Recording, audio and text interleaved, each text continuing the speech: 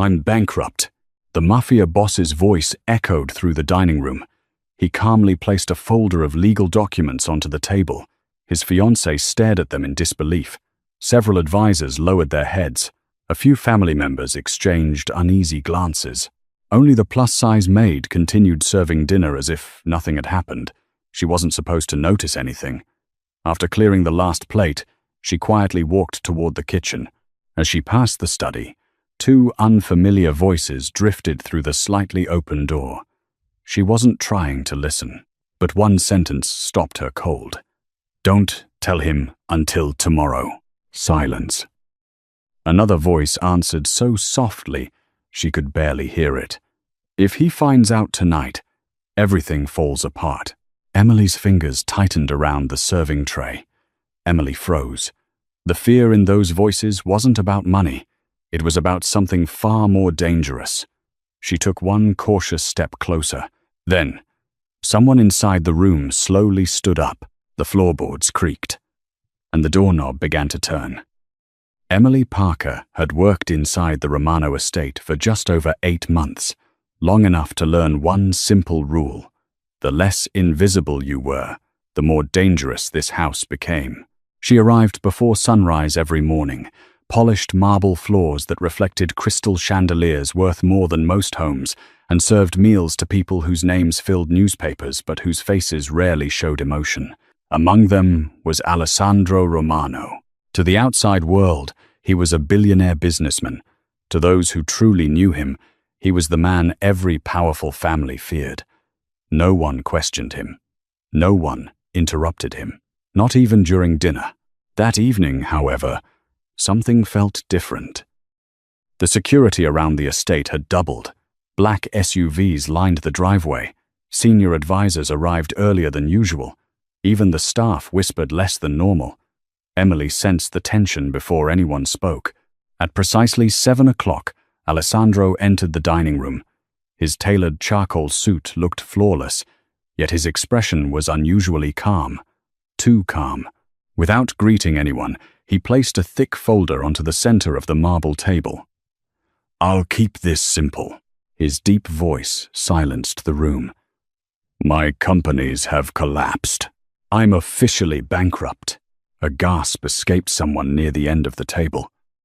His fiancée, Victoria, stared at the documents as if they couldn't possibly be real. "What do you mean, bankrupt?" "The banks have frozen everything." She blinked repeatedly. "Our wedding."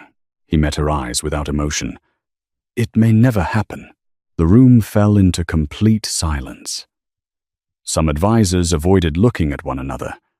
Others quietly lowered their heads. Emily continued pouring wine into crystal glasses, pretending not to notice the growing tension. She had learned long ago that servants survived by becoming part of the furniture. Dinner ended unusually early. Guests left in uneasy silence. Victoria excused herself without touching dessert. Several advisors disappeared into different wings of the mansion. Emily began collecting empty plates. As she carried the silver tray toward the kitchen, she took the familiar hallway beside Alessandro's private study. Normally, the heavy oak door remained closed. Tonight, it wasn't. Just a narrow gap. She wasn't trying to listen. In fact, she was already walking past. Then she heard Alessandro's trusted advisor speak in a voice so low it was almost a whisper. "Everything is ready," a second voice answered. "He still suspects nothing." Emily slowed her steps. The tray suddenly felt heavier in her hands. Another pause. Then came the sentence that made her blood run cold. "If he learns the truth before tomorrow night." A long silence followed. "The wrong person dies." Emily froze. Her heart pounded against her chest. Who were they talking about? Who was in danger? Before she could hear another word, a chair scraped sharply across the wooden floor inside the study. Someone was getting up. The doorknob began to turn. Emily had only 1 second to decide. Run, or stay and discover a secret that could change everything. Emily didn't wait to find out who was opening the door. She lowered her head, tightened her grip on the silver tray, and continued walking as though she had heard nothing at all. A second later, the study door swung open behind her. "Emily," she stopped. It was Mr. Victor Hale, Alessandro Romano's oldest advisor, the man who had served beside him for nearly 20 years. The same voice she had just heard inside the study. He smiled politely. "Working late?" "Yes, sir. You seem nervous." "I'm just trying not to drop the dishes." For a moment, Victor simply looked at her, not at the tray, at her eyes, as if trying to decide whether she had heard too much. Then he smiled again. "Be careful." He gently closed the study door. Emily forced herself to keep walking. Only after she reached the kitchen did she finally breathe. Something wasn't right. Victor wasn't checking on a maid. He was checking whether she had become a witness. That night, sleep never came. She replayed every word she had heard. Everything is ready. He still suspects nothing. If he learns the truth before tomorrow night, the wrong person dies. None of it made sense. If Mr. Romano was truly bankrupt, why were they speaking as though tomorrow night was the real deadline? And who exactly was in danger? The next morning, Romano Estate no longer felt like a home. It felt like a fortress preparing for war. More guards appeared at every entrance. Visitors were searched before entering. Several luxury cars arrived carrying lawyers Emily had never seen before. Meanwhile, the servants whispered among themselves. Some believed the boss had lost everything. Others quietly packed their belongings, convinced the estate would soon be sold. Emily remained silent. She couldn't explain why, but deep inside, she believed the bankruptcy story wasn't the real crisis. While dusting the upstairs hallway, she noticed Victoria arguing quietly with Alessandro inside his office. She couldn't hear every word, only fragments. "You expect me to stay? After everything I've sacrificed?" Alessandro answered calmly. "If you want to leave, I'll understand." The door opened moments later. Victoria stormed into the hallway. Her face was pale with anger. She almost collided with Emily. "You—" Emily stepped aside. "I'm sorry, Miss Victoria." Victoria looked her up and down with visible irritation. "Stop standing around listening to other people's conversations." Emily's heart skipped. Did she know? Or was it just a coincidence? Without another word, Victoria walked away. Emily watched her disappear down the staircase. Something about her reaction felt strange. She looked frightened. Not heartbroken. Almost desperate. That afternoon, Emily carried fresh towels toward the guest wing. As she passed the private courtyard, she saw Victor standing beneath an old oak tree. He wasn't alone. A man in a grey coat handed him a small black envelope. No greeting, no handshake, just the envelope. Victor slipped it inside his jacket. The stranger walked away immediately. Emily instinctively stepped behind a stone pillar. Her pulse quickened. A personal delivery? Inside the estate? Without security clearance? That had never happened before.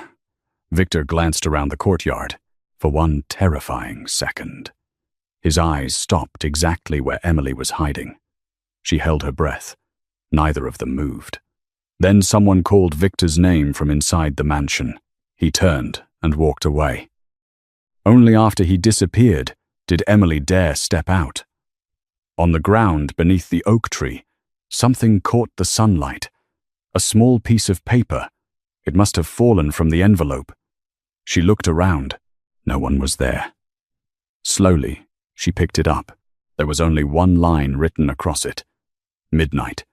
East Warehouse. Come alone. No name. No signature. No explanation. Emily stared at the note. She still had no idea what the conspiracy was, but, for the first time, she had something real in her hands. And somehow, she knew she had just stepped into a game far more dangerous than she had ever imagined. Emily hid the note inside the pocket of her apron. She should have thrown it away. She should have pretended she had never seen it. Instead, she couldn't stop thinking about it. Midnight. East Warehouse. Come alone. The words were too deliberate, too careful. Whoever wrote them assumed the recipient already knew exactly what they meant. That afternoon, Emily returned to her small room in the servants' quarters during her lunch break. She locked the door behind her. Then she pulled an old leather notebook from the bottom drawer of her dresser. The pages were filled with handwritten observations, dates, times, names, tiny details most people would never notice. She flipped through them slowly. Years ago, before life had forced her onto a different path, Emily had worked as an administrative assistant for a small forensic accounting firm in Chicago. She wasn't an investigator. She wasn't a detective. She simply organized reports, prepared financial records, and attended meetings where investigators discussed fraud cases. For nearly 4 years, she had listened more than she had spoken. Without realizing it, she had learned something valuable. People could fake documents. People could fake emotions. But patterns almost never lied. She learned to notice what others ignored, who arrived 5 minutes late every Thursday, who suddenly changed their handwriting, who stopped making eye contact after asking a simple question, who smiled too quickly, who answered before anyone had accused them. Small things. Individually, they meant nothing. Together, they revealed the truth. When her grandmother became seriously ill, Emily resigned without hesitation. Hospital bills consumed her savings. After her grandmother passed away, Emily accepted the first stable job she could find. Working as a maid wasn't the life she had imagined, but honest work was still honest work. She had never regretted it, until now, because now, those old habits refused to let her ignore what she had seen. Victor had lied with his eyes. Victoria had reacted with fear instead of grief. The mysterious envelope had arrived without security clearance, and Alessandro, the most powerful man in the mansion, seemed completely unaware. Emily closed the notebook. "No," she whispered to herself. "I'm probably imagining things." Yet even as she said the words, she didn't believe them. That evening, preparations for a private family dinner filled the mansion with activity. Emily helped arrange the dining table, crystal glasses, silver cutlery, fresh white roses, everything exactly where it belonged. As she adjusted the final centerpiece, she noticed Alessandro standing alone beside the floor-to-ceiling windows overlooking the gardens. For the first time since she had started working there, he looked tired, not angry, not intimidating, just exhausted. He stood perfectly still, staring into the darkness beyond the glass, as though carrying a burden no one else could see. Emily hesitated, then quietly approached. "Sir?" Without turning around, he answered. "Yes?" she almost told him. Almost. The words reached her lips. But then she remembered Victor's smile, Victoria's warning, the note in her pocket. If she accused the wrong person without proof, she would lose her job. Worse, she might push the real conspirators into acting sooner. "I'm sorry," she said softly. "I only came to ask if you needed anything." Alessandro finally turned. For a brief moment, their eyes met. He studied her face longer than usual. "You seem worried." Emily forced a small smile. "I'm fine, sir." He didn't answer immediately. Instead, he glanced toward the dining room, where Victor was already speaking comfortably with several advisors. Then he looked back at Emily. "Interesting." She blinked. "What is, sir?" "You've worked here 8 months. Yes, you're the first person today who asked whether I needed anything." His voice remained calm. "But you never asked about my money." Emily lowered her eyes. "I didn't think that was the important part." For the first time all day, Alessandro smiled. It wasn't a broad smile, barely noticeable, but it was real. Across the room, Victor happened to look in their direction. The smile instantly disappeared from his face. He watched the brief exchange without saying a word. Emily noticed, and so did Alessandro. Neither of them spoke, but in that silent moment, Alessandro began wondering why his oldest advisor seemed more interested in watching a conversation with a maid than the bankruptcy crisis everyone else was pretending to solve. That night, sleep was impossible. The note lay on Emily's bedside table. 3 short words. Midnight, East Warehouse. Nothing else. No signature. No explanation. She turned the paper over again. Blank. Whoever wrote it had never expected anyone else to see it. Emily glanced at the clock. 11:18 p.m. She knew she should stay in her room. She was a maid, not an investigator, not a bodyguard, certainly not someone who belonged anywhere near the Romano family's private affairs. But every instinct she had developed years ago whispered the same warning. Patterns always lead somewhere. At 11:40, she quietly slipped out of the servants' quarters. The estate was unusually silent. Most of the lights had been turned off. Only the security patrols remained awake. Keeping to the shadows, Emily crossed the rear gardens toward the abandoned warehouse on the eastern edge of the property. She had never been there before. The old building had been locked for years, or so everyone believed. As she approached, she noticed something strange. The heavy steel door wasn't locked. It was slightly open. A thin line of light spilled across the ground. Voices. Someone was already inside. Emily hid behind a stack of wooden crates just outside the entrance. She couldn't see their faces clearly, only silhouettes. One of them was unmistakably Victor. She recognized his posture immediately. The second man stood with his back to the door. He wore a long, dark coat and leather gloves. Victor handed him a folder.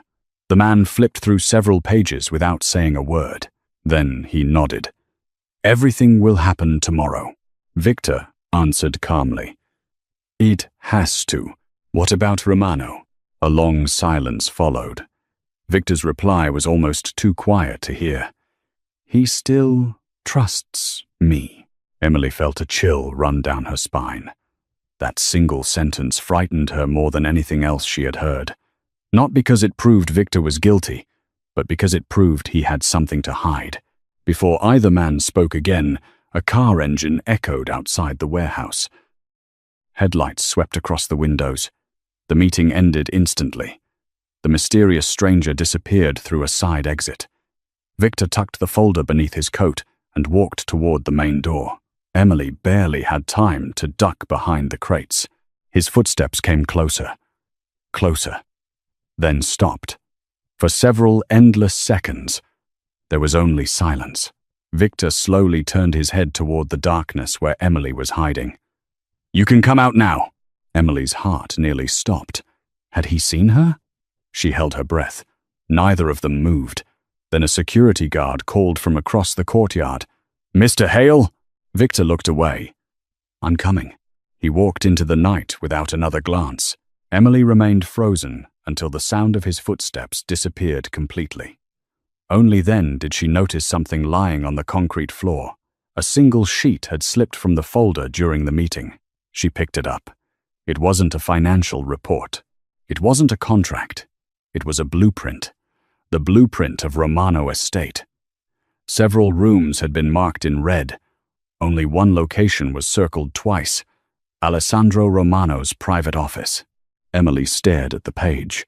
For the first time, she no longer believed this was merely about money. Someone wasn't trying to bankrupt the Mafia Boss. Someone was preparing to take something far more valuable. Emily barely slept after returning from the warehouse. The blueprint remained hidden beneath her mattress. Every instinct told her to destroy it. Instead, she folded it carefully and whispered to herself, "Not yet." If someone inside the estate was planning to enter Alessandro's private office, the blueprint might be the only proof she would ever have. The following morning, Romano Estate was unusually busy. Luxury vehicles rolled through the front gates, one after another. Lawyers, business partners, senior managers, everyone had arrived to discuss the financial crisis, or at least, that was what they believed. The servants hurried through the hallways carrying coffee trays and stacks of documents. Emily tried to act as though nothing had happened. She avoided Victor. She avoided Victoria. She even avoided looking toward Alessandro's office. But someone had already begun watching her. She didn't know it yet. Victor did. Just before noon, Emily was polishing the grand staircase when the head butler approached. "Emily." "Yes, sir?" "Mr. Romano wants every employee in the main hall immediately." Her stomach tightened. Every employee? That had never happened before. Within minutes, more than 40 staff members stood silently beneath the enormous crystal chandelier. Housekeepers, gardeners, drivers, security guards, chefs, everyone. At the front of the room stood Alessandro Romano. Beside him, Victor and Victoria. Neither of them looked surprised, almost as though they had expected this gathering all along. Alessandro spoke first. "Someone entered a restricted area of the estate last night." A wave of whispers spread across the room. "My private office was also accessed this morning." The whispers stopped instantly. "My security team believes confidential documents were targeted." Emily felt her heartbeat quicken. She had never gone anywhere near his office. Victor slowly stepped forward. "Fortunately," he said calmly, "we've already narrowed down the suspect." His eyes settled on Emily. "So, did everyone else's?" Emily stared at him. "What?" Victor's voice remained gentle. "Would you please step forward?" Her legs suddenly felt heavy. I don't understand." "I'm sure you don't," he smiled. "But, unfortunately, we found evidence." 2 security guards approached. One of them held a sealed evidence bag. Inside was the blueprint Emily had hidden beneath her mattress. Her face went completely white. "No," she whispered. "That's impossible." Victor looked almost sympathetic. "This blueprint was recovered during a routine inspection of your room." Emily shook her head violently. No, it wasn't. I hid." She stopped herself. "Too late." Victor tilted his head. "You hid it?" The room erupted into murmurs. Emily immediately realized her mistake. She had just admitted the blueprint had been in her possession. "I found it," she said desperately. "I didn't steal it." "Where?" Victor asked. Emily hesitated. If she mentioned the warehouse, she would have to explain why she had secretly followed him. No one would believe her, especially without proof. Victor waited patiently. "Well?" Emily looked toward Alessandro. Their eyes met. She searched his face for even the smallest sign that he trusted her. She found nothing. Only silence. Victoria folded her arms. "I knew something was wrong with her. She was always lurking around, always listening. I told you weeks ago she couldn't be trusted." Several employees nodded. Others avoided looking at Emily altogether. No one defended her, not even the people she had worked beside every day. Victor slowly removed another item from his briefcase. A silver master key, the same key used to access Mr. Romano's private office. Emily stared at it in disbelief. "I've never seen that key before. It was discovered inside your cleaning cart." The room exploded with shocked voices. Emily felt as though the floor had disappeared beneath her feet. Someone had planted everything. The blueprint, the key, every piece of evidence. She wasn't being accused by accident. She was being eliminated. Victor took one final step forward. "Mr. Romano." His voice was calm. "I recommend dismissing her immediately, before any more confidential information disappears." Silence filled the hall. Every eye turned toward Alessandro. Emily wanted to speak, to beg, to explain. But the words refused to come. Because for the first time since entering Romano Estate, She understood exactly how powerless she really was, and somewhere behind the crowd, Victor smiled. Not the polite smile everyone else knew. A different one. Small. Cold. Victorious. Emily realized then. She had never been the target because she was guilty. She had become the target because she had gotten too close to the truth. Before Alessandro could say a single word, the massive doors of the grand hall suddenly opened. Every conversation stopped. Someone unexpected had just arrived. The grand hall fell into complete silence. Every eye turned toward Alessandro Romano. Emily stood alone in the center of the room, surrounded by security guards. The blueprint, the master key, every piece of evidence pointed directly at her. Victor folded his hands calmly. There is nothing more to discuss. She should leave this estate immediately. Several employees nodded. Victoria let out a quiet sigh of relief. It's unfortunate, she said, pretending to sound disappointed. I actually felt sorry for her. Emily lowered her head. For the first time since coming to Romano Estate, she wondered if telling the truth had been the biggest mistake of her life. Then Alessandro finally spoke. No. The single word echoed through the hall. Victor frowned. I'm sorry, I said. Alessandro slowly stood. No one leaves. His voice remained calm, but everyone recognized the authority behind it. This meeting isn't over. Victor's expression barely changed. Mr. Romano, with respect, we already have the evidence. Alessandro looked directly at him. Evidence? He picked up the blueprint, then the silver key. Interesting. He placed both items back onto the table. Tell me something, Victor. When exactly were these discovered? This morning. And who found them? My security team. Alessandro nodded thoughtfully. That's curious. Victor remained perfectly composed. Why? Because I gave different instructions. The room became silent again. I ordered my security chief to report directly to me. I never authorized anyone to search Emily's room. Victor's eyes narrowed almost imperceptibly. For the first time, his confidence faltered. Alessandro continued. So either someone ignored my orders, or someone wanted these items to be found before I ever saw them. Nobody spoke. Alessandro turned toward the security captain. Bring in the recordings. A large monitor descended from the ceiling. Several employees exchanged confused glances. Victoria's smile disappeared. Victor remained motionless. The first video appeared. It showed the servants' hallway. Emily quietly pushing her cleaning cart. Nothing unusual. Victor smiled again. You see? Alessandro raised one finger. Keep watching. The timestamp advanced. Emily entered the laundry room. Her cleaning cart remained outside the door. No one touched it. Then, 3 minutes later, another figure walked into frame. Victor. He looked down both ends of the hallway, made sure no one was watching. Opened Emily's cleaning cart, placed something inside, closed it, and calmly walked away. The hall erupted. What? Did you see that? That's impossible. Victor's face turned pale. Before he could speak, Alessandro played another recording. This one came from the servants' corridor, the previous night. Emily quietly entering her room after finishing work. 5 minutes later, Victor unlocked her door with a master key. He remained inside for less than 30 seconds. When he came out, his hands were empty. Emily covered her mouth. The blueprint.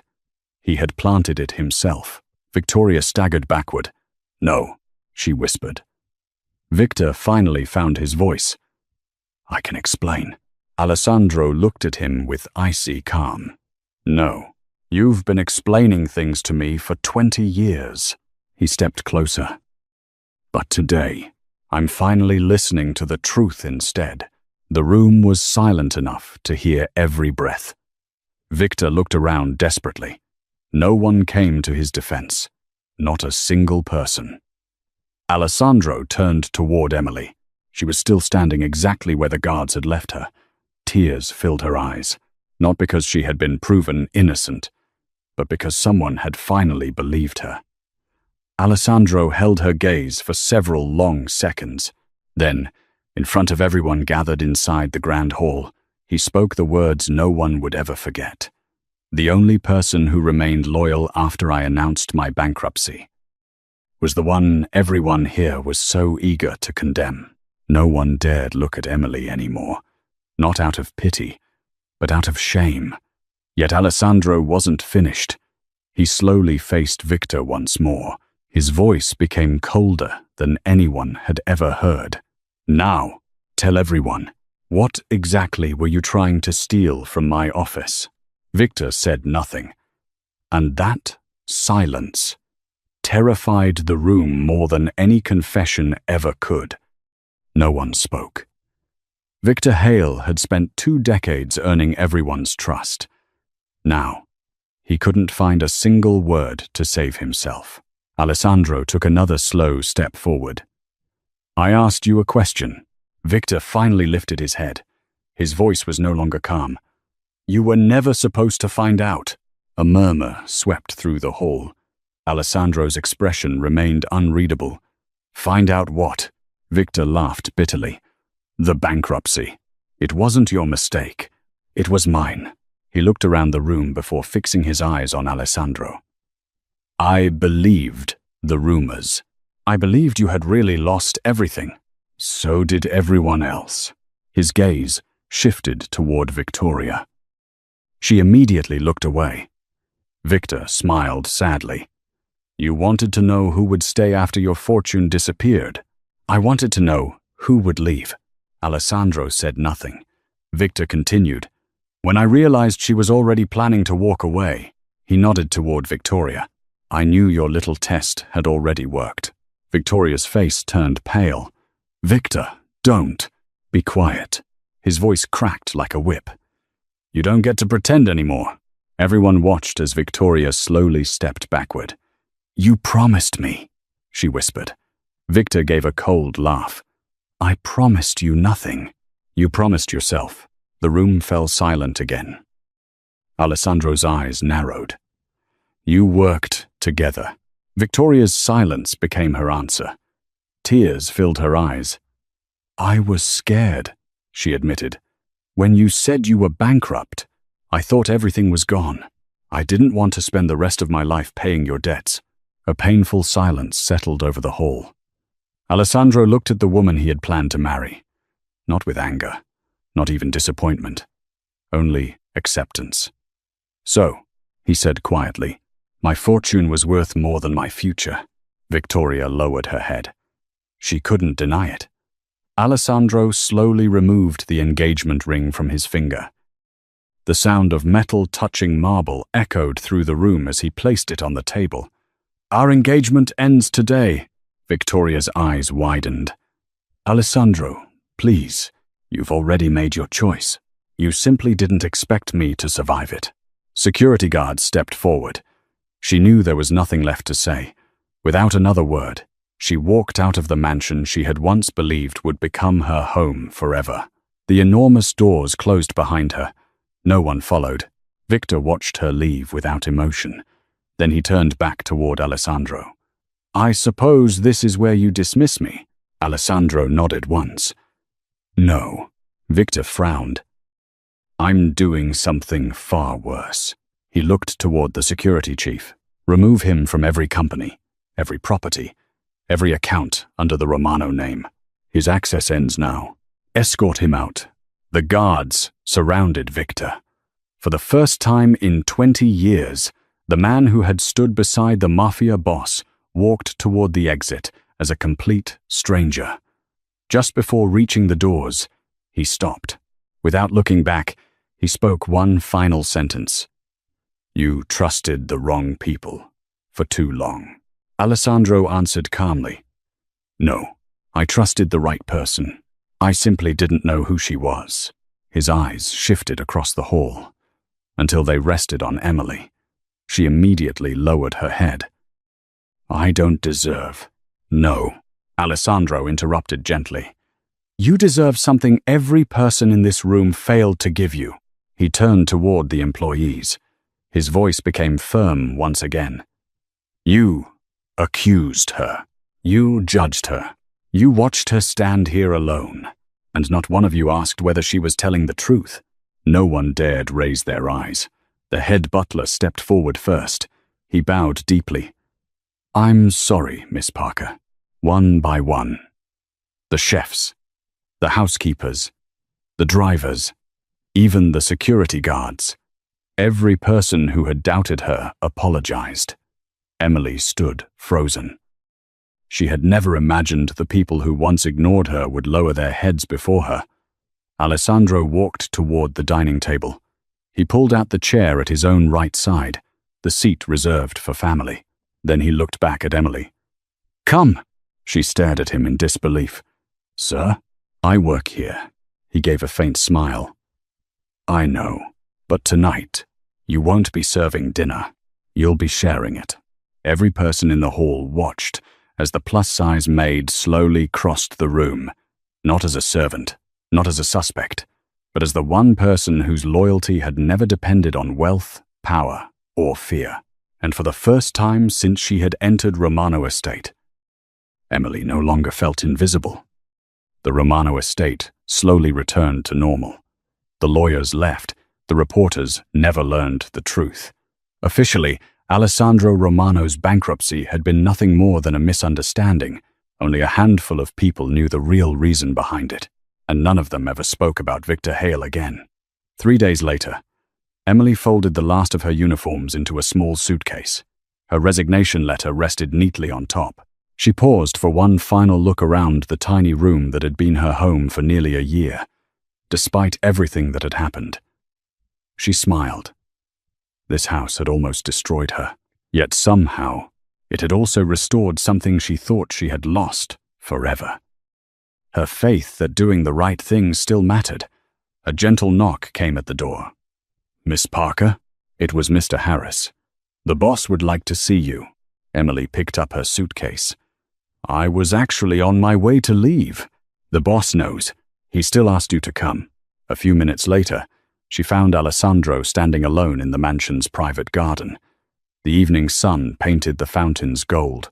For the first time since she had met him, there were no bodyguards nearby, no advisors, no business meetings, just silence.